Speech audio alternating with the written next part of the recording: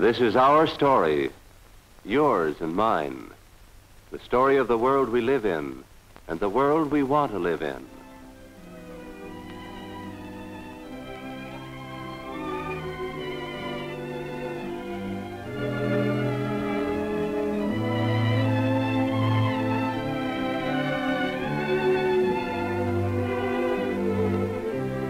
Yes, this is the story of our world, the kind of world we want to leave for our children.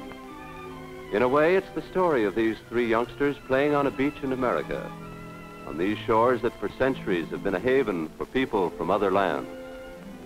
Once upon a time, and not so long ago at that, America could look across the mighty ocean and see a Europe in which children still could play as freely as they do today in America. That is where our story starts. Europe of 2 decades ago, and a tiny voice, a voice that grew into 2 voices, and still more voices, louder and louder. The peace of the World War left us without land, without jobs. Not only the peace. We would have plenty even now, but our country is overrun with outsiders. They take our homes, our bread, our very existence. We must drive these people from our country. There is no room for these people who are not of our race. But voices shrieking against minority groups were not enough. The printing press began to pour out more words of hate against people who were not wanted.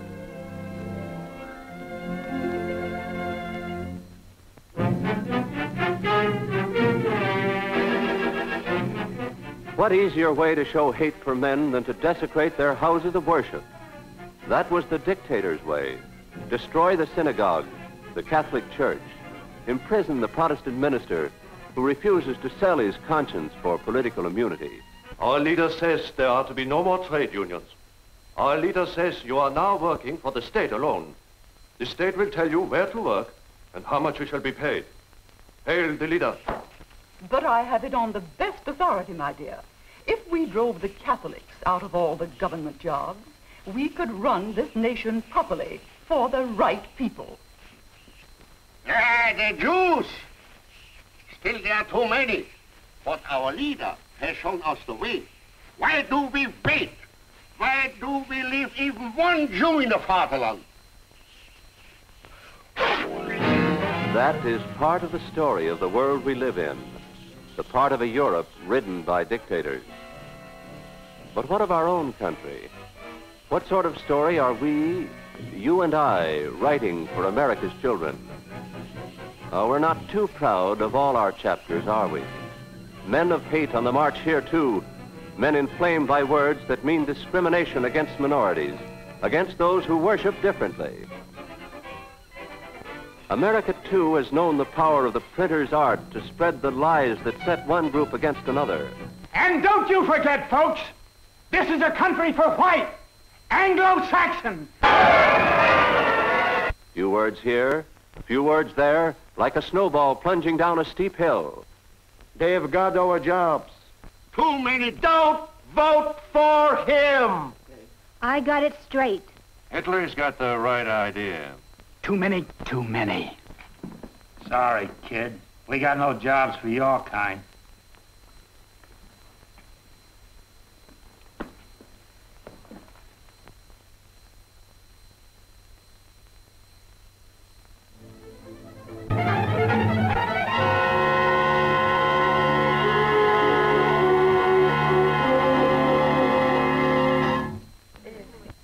Is this the future which our forefathers planned and for which they died?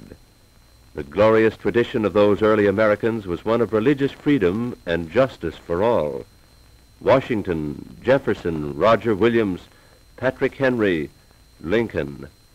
What would such great champions of liberty think of their country today? Is the America we know now a fulfillment of their dream? That's a good point, Rabbi. We Catholics agree with you that none of us can have freedom of worship unless we all do. Exactly. You worship God according to your conscience, and we according to ours. That's how it must be here in America, anyhow. We Protestants also agree. Our very consciences, if we are truly religious, must constrain us to friendliness in community life. Thus, we in America are writing the story of our world, a world that will be a worthy heritage for our children.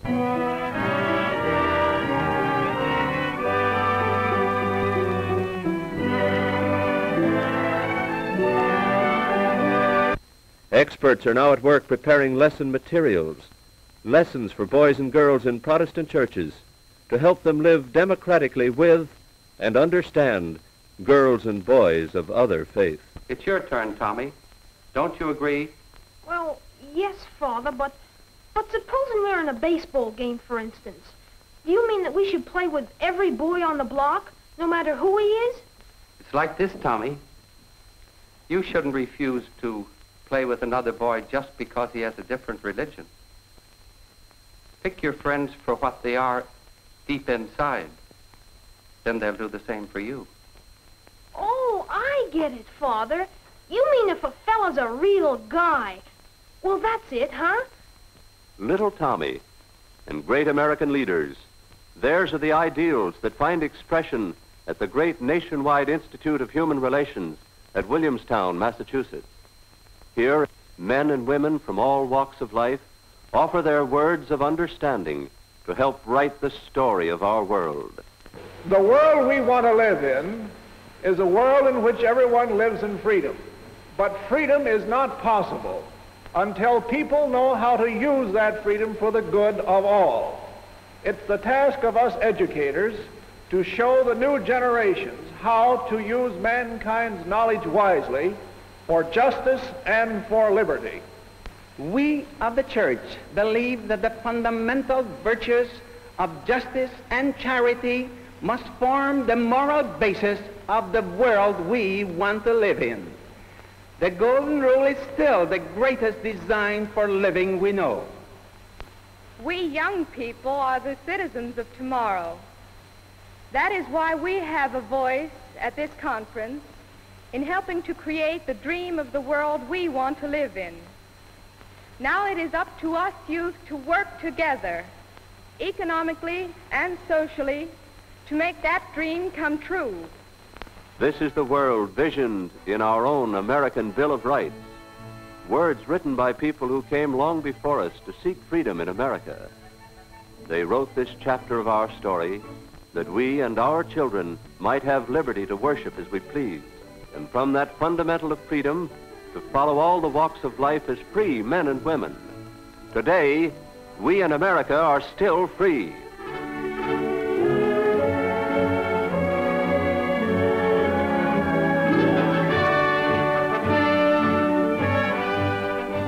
All this is still possible in America because a century and a half ago men wrote a Bill of Rights, and because even today people are not afraid to speak out in America for the things we all cherish.